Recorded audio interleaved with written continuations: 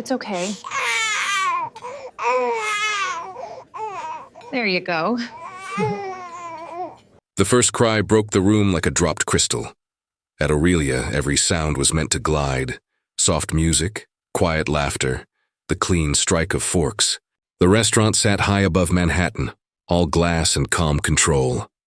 But now a single infant's cry tore through the air, sharp and human, refusing to be managed. Heads turned, silverware froze. A wall of judgment rose faster than steam from the kitchen. In the corner booth, billionaire Victor Lang tried to soothe his son, but nothing worked. The baby's red face trembled, his small hands clenched, his lungs strong with protest. Each cry bounced against glass, returning louder, brighter, impossible to ignore.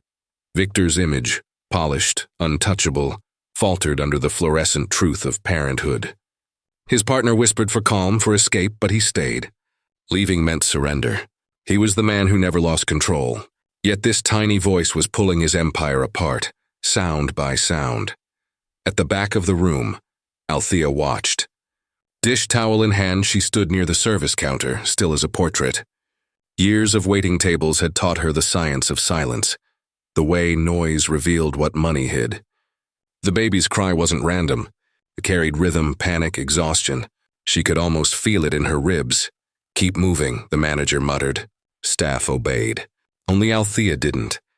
She knew when a sound wasn't just a sound. The restaurant, gleaming like a stage, became a test of humanity. The diner's eyes whispered judgments. Embarrassing, unprofessional, out of place. No one spoke it aloud, but the air thickened with it. The baby's wail had touched the one thing this world feared most: imperfection in public. Victor shifted the stroller back and forth. He offered a pacifier, a phone screen, even his car keys. The baby only screamed harder. The symbol of power looked helpless now. Hair slightly disordered, eyes darting, hand trembling as he reached for the bottle. Althea noticed everything. The shaking hand, the mother's stillness, a frozen kind of grace. The diners, pretending to look away but not missing a second. She remembered her grandmother saying, "Noise is just pain that doesn't know how to speak." The child's pain had found its voice. The father's silence had not. A fork clattered somewhere, startling the baby into another wave of cries. The sound rose higher, then broke into hiccuping gasps. People sighed, shifted, whispered about refunds, about standards. Victor's chest tightened. This was his world, predictable, programmable, now collapsing under the weight of a single uncontrollable sound. Through the glass walls, the city kept moving. Horns, sirens, life indifferent to one man's unraveling. Inside, every second felt like exposure. Althea breathed once, slow and deep. She set down her towel. The act was small but deliberate, like a signal. She could not bear the quiet cruelty of the room, the way comfort turned to condemnation. The baby needed something no one else here could give. The manager caught her eye, shook his head. "Don't get involved." But she already was. The baby's cry had found her too. It was the cry of every ignored voice. Every moment when patience met pride, Victor leaned forward, whispering something desperate that even he couldn't hear. Around him, faces turned away. People looked into their glasses, into their menus, anywhere but at him. Only Althea looked closer. She took one step, then another, crossing the invisible border between service and power, between silence and sound. The linen on her arm fluttered like a flag of truce. The air changed. The waiters stopped moving, conversation stalled. The baby's voice cracked once more, fierce and final. Then Althea reached the edge of his table, and as others lowered their eyes, pretending not to watch, she took another quiet step forward. The cameras blinked before anyone dared to breathe. In the restaurant's mirrored walls, light bounced like truth, hard, cold, uninvited. Every reflection doubled the scene. A crying infant, a famous man, 100 polished witnesses pretending not to stare. Victor Lang sat stiff at the center, framed by glass and expectation. The table before him gleamed like a screen, perfect, transparent, and utterly fragile. This was the surface he had built his empire on. Image. He had spent years mastering control. Cameras loved him because he fed them precision.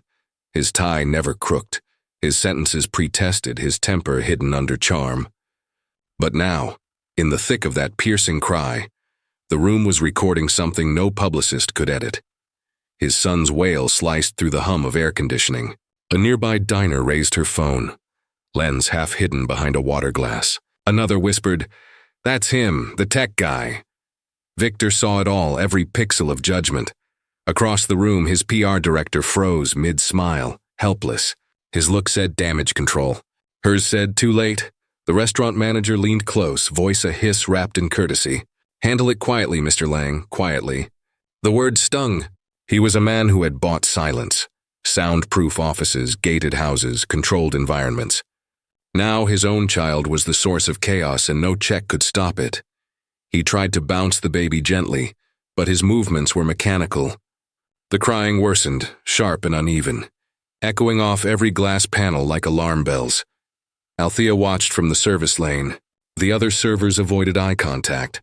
Visible rules drew invisible lines. Customers belonged to one world, staff another. But she saw something more, a man drowning behind glass, gasping for dignity in a place built to display it. She focused on the baby's rhythm, the trembling breath between each cry, the way it rose and fell like panic finding a pattern. It wasn't anger. It was fear.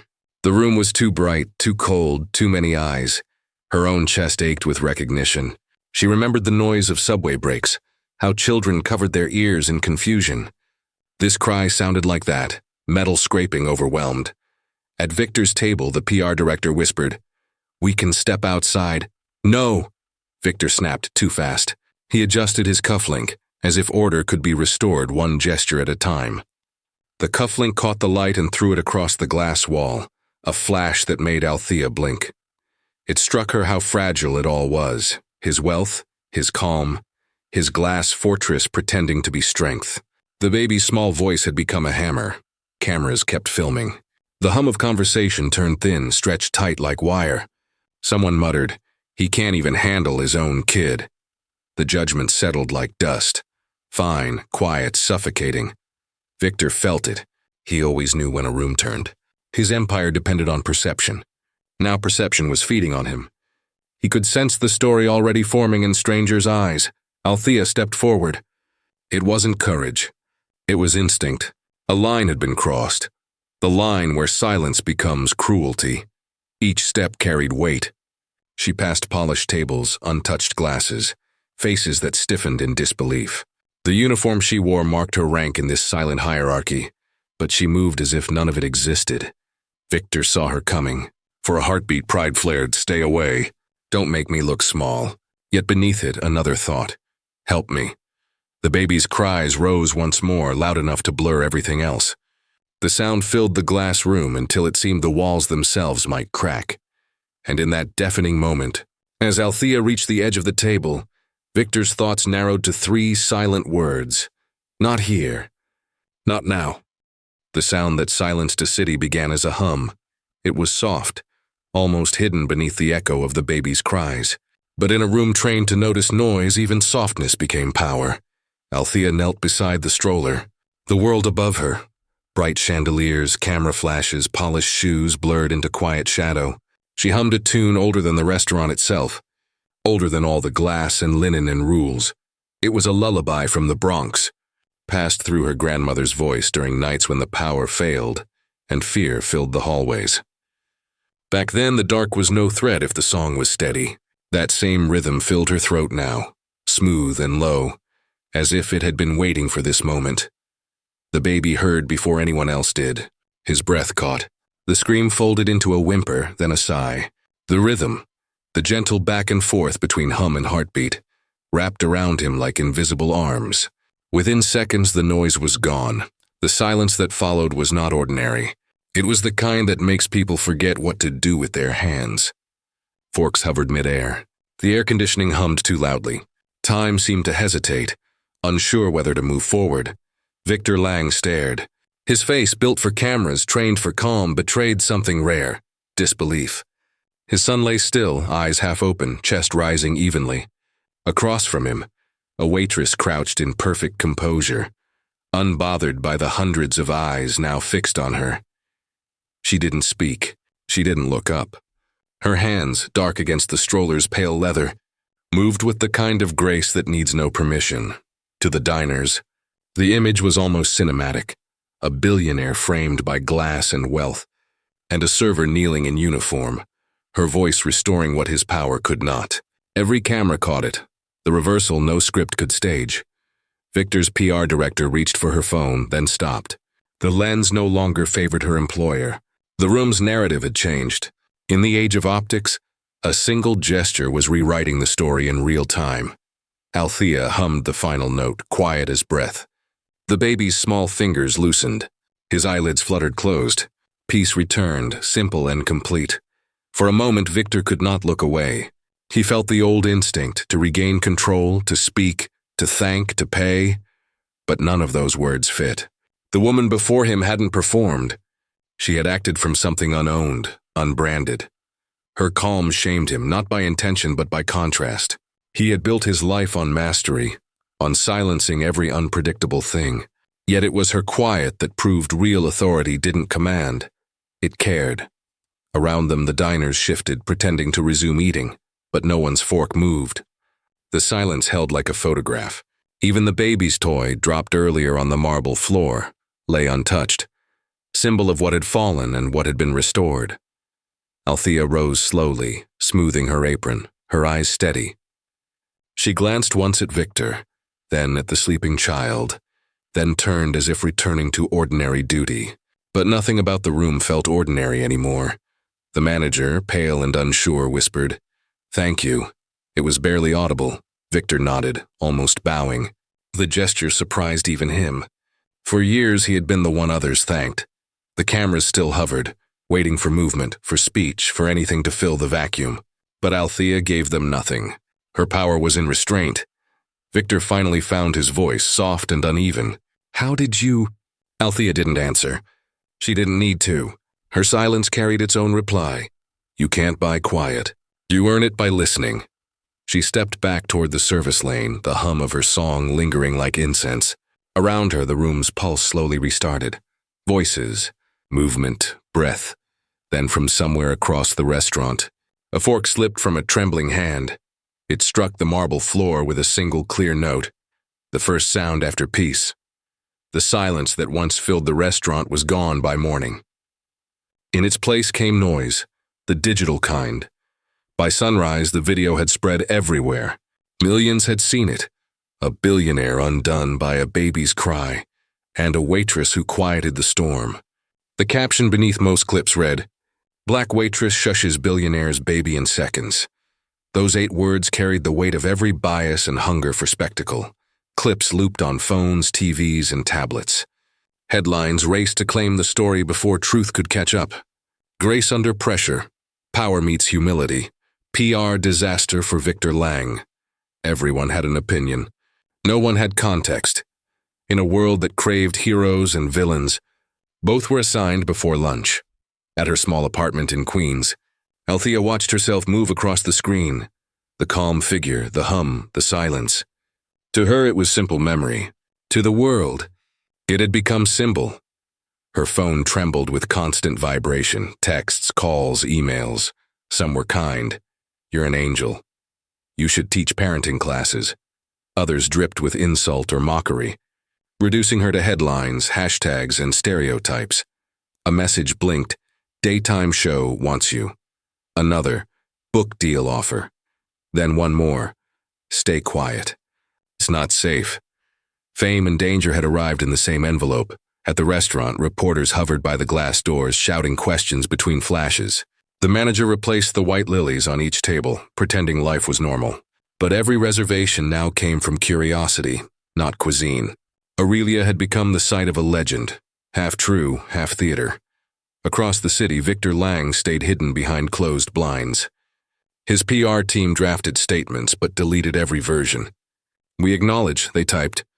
"We regret," they erased. His face, once the emblem of control, was now the emblem of failure. He scrolled through comments until the words blurred.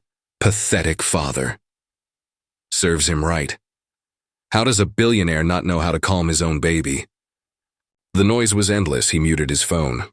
He wanted quiet again, the kind Althea had carried in her voice. But quiet could not be bought this time. It had to be deserved. Meanwhile, Althea's co-workers avoided her, half proud, half afraid. Cameras had visited the restaurant before, but never for one of them. The line between fame and punishment was thin, and they had seen what happened to people who crossed it.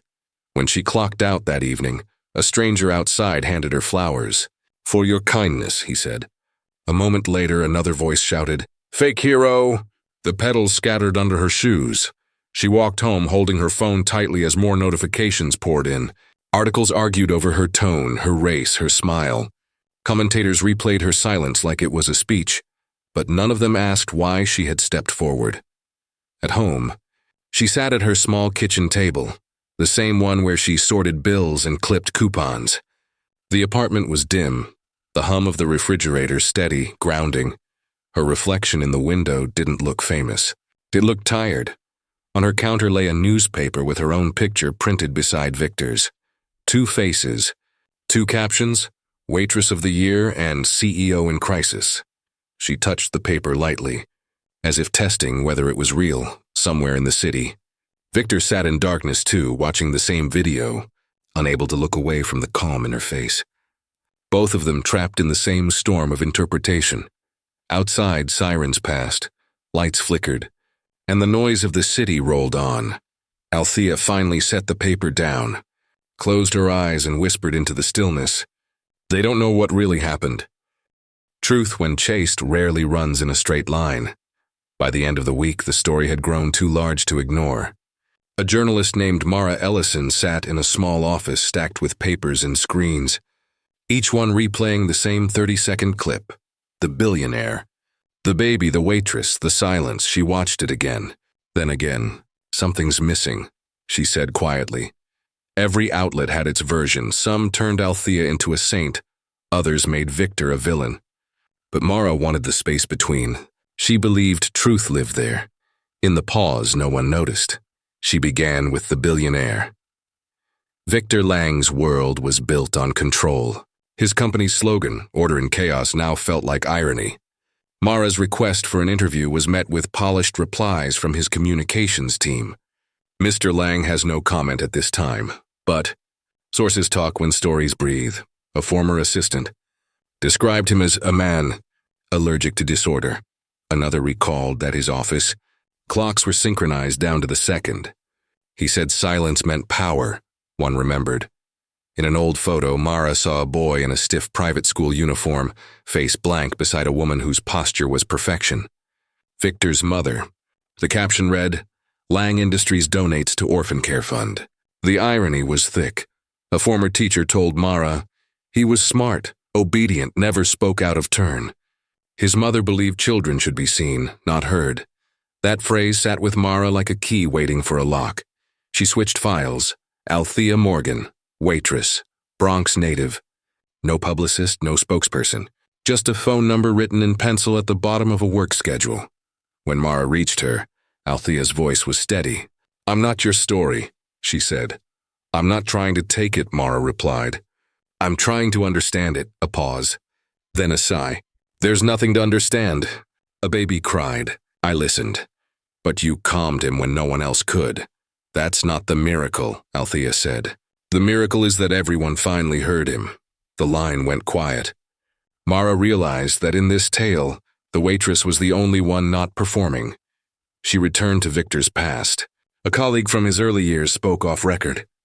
He once said noise meant failure. That's why his offices are soundproof.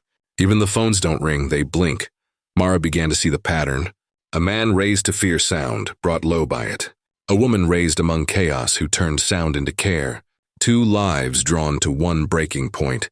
The cry of a child demanding something no empire could supply. Tenderness. But still, the footage nagged her. Every viral clip ended right after the silence, just as Althea rose. Why? She reached out to an editor from the restaurant's security company. "Do you archive everything?" she asked. "Yes," he said. "Why?" "Because the world's only seen half the truth." A few hours later, she sat in a dark viewing room as the uncut feed loaded. The screen flickered, Victor holding his child, Althea kneeling, the quiet spreading like dawn. Then came the part no one had aired. Victor, eyes wet, leaned forward and whispered something to Althea. The audio was faint but clear enough to hear. "Thank you." I didn't know how. He wasn't performing. There were no cameras then, at least none he saw. His voice carried humility, not shame. Mara froze the frame. The billionaire's head bowed. The waitress standing above him nodded once. Not in triumph, but in understanding. In that moment, the story rearranged itself. Mara leaned back in her chair, the city's noise faint beyond the walls. She exhaled slowly, eyes on the paused image, the humbler truth no headline had printed. Victor Lang, the man who sold silence, had finally learned to speak, and the camera, for once, had captured grace instead of spectacle. The journalist saved the clip, labeling it simply uncut. The truth did not shout, it whispered.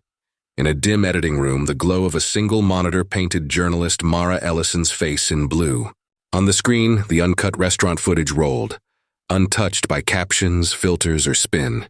The world had already seen 30 seconds of it. The noise, the silence, the miracle, but not this part. Mara leaned closer. The frame steadied on Victor Lang. He wasn't the titan of industry anymore. The man who once owned silence now looked small beneath it. His suit wrinkled, eyes tired, voice breaking through a stillness too fragile to touch. He knelt beside Althea. Cameras had stopped rolling for everyone else, but the restaurant's internal feed caught everything. Victor whispered, "Thank you." I didn't know how. No press release. No performance. Just 7 words that turned the story upside down. Althea looked at him, not as a server to a customer, but as one human being seeing another stripped of armor. She didn't smile. She didn't move. She simply nodded once, as if she'd heard that confession before from others who mistook control for strength. Mara froze the image. On her screen, the billionaire knelt while the waitress stood, a reversal so quiet it felt sacred. She pressed play again. Victor placed a hand on the stroller, cautious, uncertain. Althea murmured something inaudible, and the baby stirred, still calm. The video ended there. No applause, no music, no moral neatly tied. Just 2 people and a silence that spoke louder than every headline. Mara sat back. Her notebook was full, but her mind was louder. If she published this footage, it would shift the story entirely. The outrage machine would choke on it.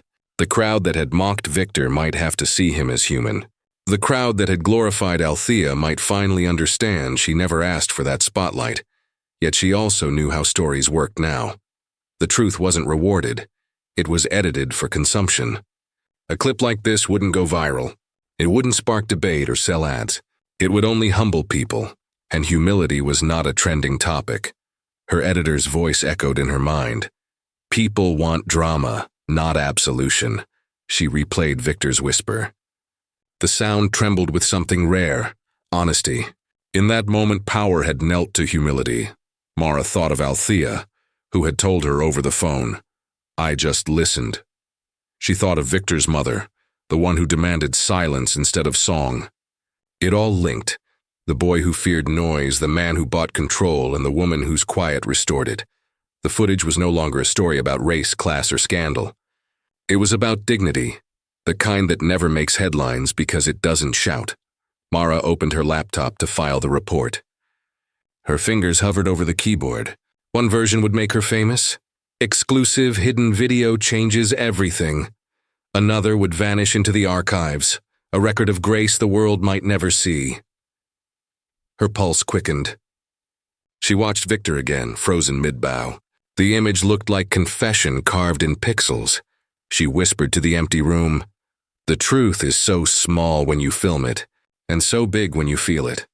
Then she saved 2 copies of the footage, one marked story, one marked for them. She didn't know which she would release. Outside, the city roared. Traffic, headlines, 1,000 voices fighting to be heard.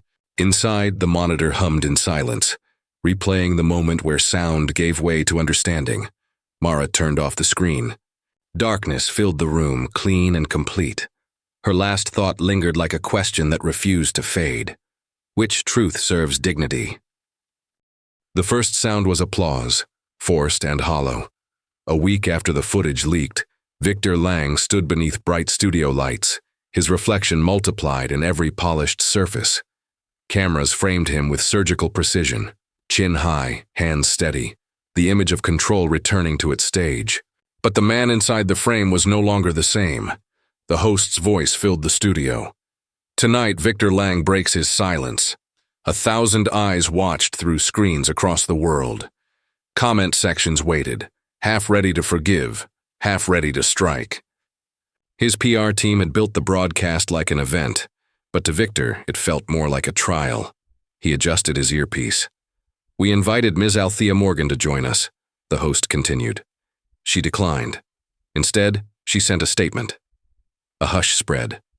Victor felt his breath catch as the host unfolded the paper and read, "Peace is not a brand strategy. It's a choice made when no one is watching." The words hit harder than any accusation. The audience didn't know it, but Victor did. It was the truth he had been running from. Peace was not something you could buy, manage, or perform. It lived in the quiet moments he had always ignored. The host looked up. "Do you want to respond?" Victor could have followed the plan. Thank her, pivot, reframe, save face. But the script on his lap suddenly looked like a lie written in ink. He folded it shut. "No statement," he said softly. "Only this." He leaned toward the camera, voice steady, but stripped of polish. "When my son cried, I didn't know what to do. I built companies to solve problems, but I couldn't calm my own child. Althea could. That should tell us something about the world we've built, what it rewards and what it forgets." The silence that followed wasn't for ratings. It was real. Victor continued, "I've spent years calling noise progress, meetings, profits, control. But sometimes the loudest thing in the room is what's missing. Empathy, listening." He looked down, then directly into the camera again. "I can't fix what's broken in a broadcast, but I can start by dismantling the parts of my business that confuse profit with worth." Gasps rippled through the audience. The host's mouth opened, unsure whether to interrupt. Victor stood, buttoning his jacket as if ending a meeting. "You can keep the cameras on," he said quietly, "but this isn't a show anymore." He walked off stage, leaving the applause behind. The next morning, headlines shifted tone. Some called it damage control. Others called it the first honest sentence from a billionaire. But beneath the noise, something quieter began to move. Within days, Lang Tech announced new policies: mental health leave for workers, higher wages for service staff, partnerships with community centers. The markets panicked, the public didn't. Meanwhile, Althea returned to her life far from the cameras. Her phone still rang with offers, book deals, speaking tours, but she declined them all. She taught lullabies instead at a small daycare near her home, her voice steady and calm. Victor read her short message again: "Peace is not a brand strategy," and realized she had handed him the only blueprint that mattered. Late that night, alone in his office, he scrolled through his phone until he found the restaurant footage. The raw, uncut version Mara Ellison had sent him privately. He pressed play. The sound that filled the room was not his own voice, not the crowd's roar, but Althea's hum, low, patient, unafraid. Victor closed his eyes and let the quiet cover him, the way light covers shadow. For the first time in years, the silence did not feel like loss. It felt like peace. The story that once shook the city disappeared the way storms do, loud, sudden, then gone. Months passed. Screens found new outrage. Voices moved on. But in two quiet corners of the same city, the echo of one small moment still lived. Althea Morgan no longer wore a restaurant apron. The white tablecloths, the glass walls, the pressure of eyes, those belonged to another life. Now she stood in a neighborhood childcare center on the south side, her hands soft with chalk dust and soap. Each morning she greeted a dozen children who ran to her voice before they saw her face. Her calm didn't need to be taught. It was felt, like sunlight through a curtain. She sang the same lullaby her grandmother once hummed during blackouts. The melody carried through the classroom, low, slow, constant. Sometimes parents paused at the door, listening without knowing why it steadied them. The walls here were painted with handprints, not mirrors. No one filmed, no one watched for spectacle. The only proof of her work was in the stillness that followed her songs. Across the city, Victor Lang moved in a different kind of silence. He had stepped away from his company's board, citing reflection and renewal. The markets called it weakness. He called it correction. Each Thursday, without announcement, he volunteered at a downtown shelter. He swept floors, served soup, and carried boxes until his shoulders ached. No cameras followed. He didn't give his real name. To the regulars, he was just the quiet one with careful hands. Sometimes he would catch a baby's cry in the crowd and stop mid-step. The sound no longer frightened him. It humbled him. It reminded him that life's worth wasn't measured by control, but by response. One evening, the director of the shelter found him humming while wiping a counter. "That tune," she said softly. "Where'd you learn it?" Victor paused, half smiling. From someone who knew what quiet really meant. Outside, the city buzzed with the same noise it always had. Horns, headlines, ambition. The world forgot the restaurant, the viral clip, the trending debate. But memory doesn't always live in fame. Sometimes it lives in habits, like how Victor paused before speaking now, or how Althea's songs carried calm into restless hearts.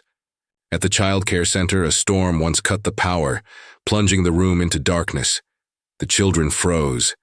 Then Althea began to hum. One by one, their small shoulders dropped.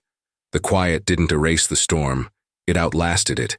That same night, miles away, Victor sat by his window overlooking the skyline. He played a short audio file on his phone, a grainy recording of that same lullaby from the restaurant's security feed. The sound was imperfect, full of static, but it filled the room like forgiveness. He closed his eyes. For the first time, he didn't feel the need to fix anything. The world outside was still noisy, but inside two lives, quiet had become something different. Not absence, but presence. A steady rhythm under the chaos. In the months that followed, no one connected the man at the shelter to the woman at the daycare. They never spoke again, never sought reunion. Yet their choices formed an invisible bridge, a silent agreement that gentleness mattered more than victory. The news cycle had moved on, the city had moved on, but the moral had not. It waited in every lullaby, every act done without witness, every pause before a careless word, because the world had learned, even if it didn't remember, that power is loud, but peace is quiet. And in a world built on noise, it was the quiet that told the truth.